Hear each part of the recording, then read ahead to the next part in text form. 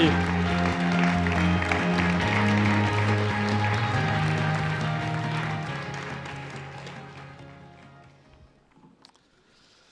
Chers compatriotes, chers amis, vous l'avez entendu comme moi, nos candidats ont des idées et des propositions pour Monaco. Ils ont en plus l'enthousiasme nécessaire pour les porter. Et je ne veux pas trop ajouter ici à ce qu'ils ont dit, mais si la soirée a duré, c'est aussi qu'il y avait beaucoup de propositions. On a essayé d'être le plus complet possible, même si vous trouverez le détail du programme dans le livret qui vous sera distribué à la sortie de la salle.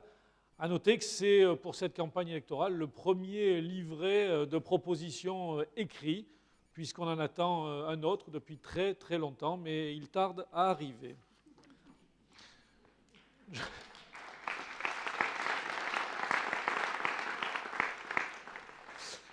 Je voudrais simplement vous présenter les caractéristiques de notre liste et de nos candidats.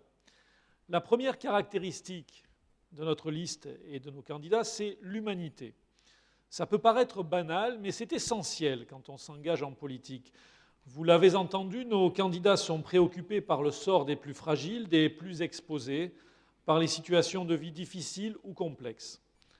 Nos candidats sont de ceux qui ne veulent laisser personne au bord du chemin. Ça a été répété à plusieurs reprises ce soir.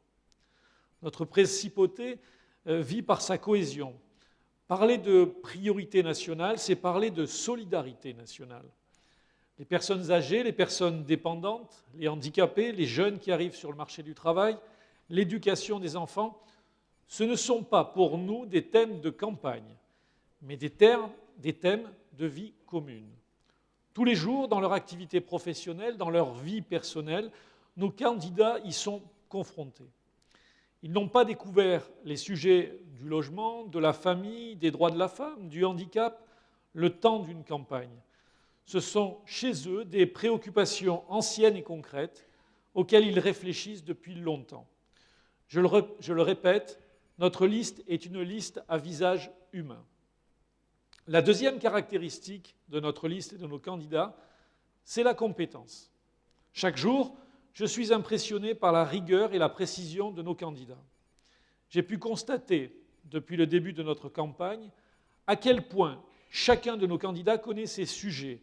Élus ou non, ils ont tous travaillé les dossiers, fait l'effort de s'investir dans les problèmes des gens. Qu'ils viennent du monde de l'éducation, de la recherche, de l'entreprise, de la médecine, de l'action sociale, de la culture, du sport, de la finance, de la fonction publique, tous savent parfaitement où en est la principauté et ce qu'il faut faire pour améliorer les choses. Vous avez pu les entendre pendant nos réunions rouge et blanc. Ceux d'entre vous qui étaient présents, par exemple, au meeting logement du 20 décembre, ont pu constater que nos candidats se sont librement exposés aux questions des 350 personnes qui étaient là. Et toutes nos autres rencontres ont été des rencontres d'écoute et de dialogue. Nous ne sommes pas mis derrière un pupitre, même si ce soir je suis derrière un pupitre, pour attaquer l'opposition et avoir le lendemain de nos réunions notre tête dans le journal. Nous sommes restés avec vous, entre monégasques, pour discuter, apprendre, écouter, échanger. Vous avez pu... Merci.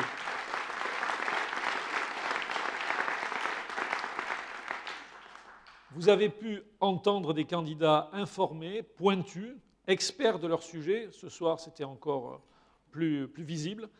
C'est une certaine conception de la vie politique que nous voulons illustrer ainsi.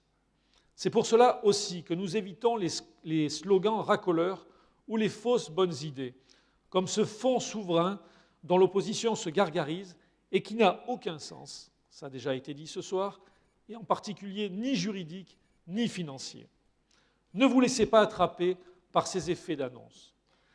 Si l'opposition savait de quoi elle parlait, elle aurait déposé un peu plus qu'une seule proposition de loi en 5 ans.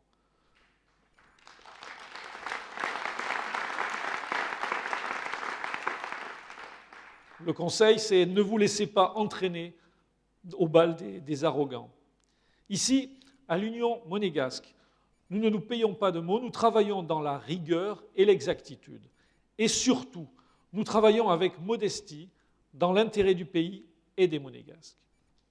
Mais croyez-moi, lorsque nous alignons des chefs de service à l'hôpital, des hauts fonctionnaires, des chercheurs internationalement reconnus, des sportifs de haut niveau et tant d'autres compétences reconnues, nous travaillons certes modestement, mais le résultat, lui, n'est pas modeste. Nos 153 propositions sont là pour l'attester.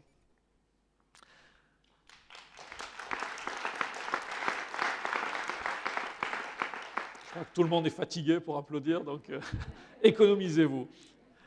La troisième caractéristique, c'est l'esprit d'équipe. Vous l'avez vu ce soir. Nous avons présenté nos propositions sous la forme de discussion parce que c'est ainsi qu'elles sont nées. Elles sont nées de toutes les questions que vous nous avez posées ces dernières années lors des nombreux cafés citoyens. Elles sont nées de nos rencontres de campagne. Elles sont nées de ce que vous nous dites quand nous vous croisons dans la rue ou au marché. Elles sont nées aussi des échanges entre nos candidats, de la confrontation des expériences et des expertises. Nous avons passé des soirées et des dimanches entiers, à nous réunir, à parler de Monaco, à réfléchir à ce que serait la principauté dans 5 ou 10 ans. Ces propositions sont un lien avec vous, un reflet de la vie monégasque et une vision d'avenir que nous voulons partager avec vous. Je suis très attaché à ce partage. Lors de cette dernière mandature, nous avons affronté des clivages et des querelles au sein même du Conseil national. J'ai assisté à des guerres de clans qui m'ont choqué et attristé. La majorité actuelle est faite des élus qui ont dit non à la discorde et qui ont résisté à la désunion. Depuis quelques années, la majorité que je mène a reconstruit au Conseil national l'unité et l'harmonie. La majorité UDM et UNAM travaillent en bonne entente. Avec la liste que je vous propose, avec cette liste que je vous propose, c'est la même chose. Les candidats viennent d'horizons divers, mais tous ont appris à se connaître et tous travaillent déjà pour vous, dans un climat de grande confiance et même d'amitié. C'est cela que je veux pour le Conseil national. C'est pour cela qu'il faut voter liste entière.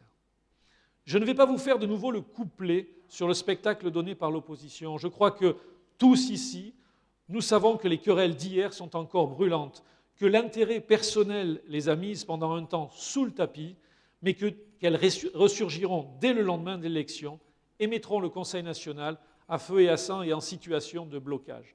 Alors, passons, si vous le voulez bien, passons, oui, et passons aussi sur le climat de conflit qu'a voulu instaurer l'opposition. Beaucoup d'entre vous ne veulent pas d'une campagne basée sur l'agression et la haine. Je vous le dis franchement, moi non plus.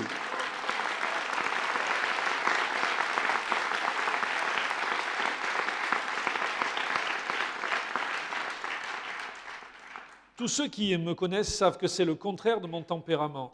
Je suis un homme de respect et de consensus. Mais nos adversaires ont poussé le bouchon trop loin et nous avons dû répondre pour faire taire les contre-vérités et pour défendre la dignité de nos candidats, de nos élus et du Conseil national. J'espère sincèrement que nous n'aurons plus à le faire. Ce soir, je veux en finir avec ces querelles et avec ce climat. Nos propositions sont sur la table, enfin dans ce fascicule. Il y en a, je le répète, 153. Chacune d'elles a été pesée, délibérée. Nous avons exclu des dizaines de propositions qui semblaient soit trop peu réalisables, soit qui ne relevaient pas de la compétence du Conseil national. C'est sur ce terrain désormais, et uniquement sur ce terrain, que je veux situer la campagne. Vous allez pouvoir juger sur pièce, sur le fond, tous ceux qui voudront entretenir un climat de vindicte et de haine et qui voudront vous y entraîner, perdront leur crédibilité et se montreront indignes de votre suffrage.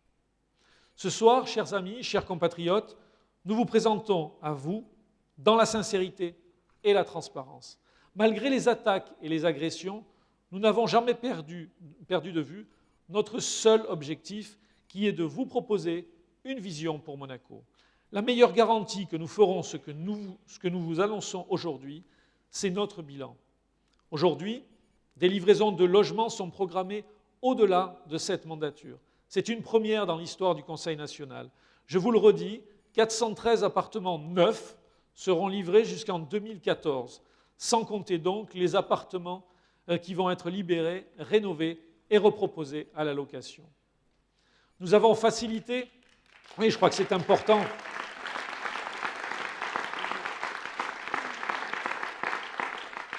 Et les contre-vérités qui sont répétées à longueur de temps ne résisteront pas à l'étude véritablement des programmes de construction et de livraison. Nous avons facilité l'accès des Monégasques à la propriété, on l'a déjà répété, c'est là aussi historique.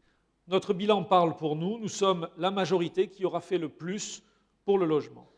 Et nous continuerons à nous battre. L'Union monégasque, c'est la liste du logement. En 5 ans, des avancées sociales majeures ont été réalisées pour les femmes, les familles, les couples, les retraités.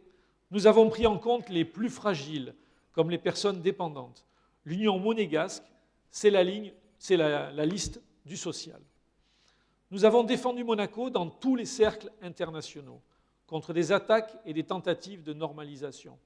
Cela nous a été reproché par une opposition qui n'a jamais bougé le petit doigt pour défendre Monaco dans le monde. Nous continuerons à nous battre contre vents et marées. L'Union monégasque, c'est la liste du rayonnement et des spécificités de Monaco. Nous avons plaidé pour un code de l'économie. Nous avons tracé des perspectives d'avenir pour l'économie de Monaco. L'Union monégasque, c'est la ligne du dynamisme économique et des entreprises. Chers compatriotes, chers amis, le Conseil national est une institution essentielle dans la vie de la principauté. Le vote du 10 février est un moment important pour notre avenir à tous. Le monde change et il change de plus en plus vite. Il faut consolider nos bases et avancer avec lui, si nous ne voulons pas devenir un ghetto ou un pays marginalisé. C'est l'ambition de la liste que je mène et c'est le sens des propositions que nous vous avons exposées ce soir. Nous sommes, j'en suis fermement convaincu, la liste du renouveau et de l'avenir. Mieux que quiconque, nous mesurons l'ampleur de la tâche et ce n'est pas à la légère, ni pour notre orgueil personnel, que nous sollicitons de vous la responsabilité insigne de vous représenter. Avec vous, nous voulons un Monaco fier, uni, ambitieux, qui donne une chance à chacun et un avenir pour tous. Je vous remercie. Vive le Prince, vive Monaco et vive les Monégasques.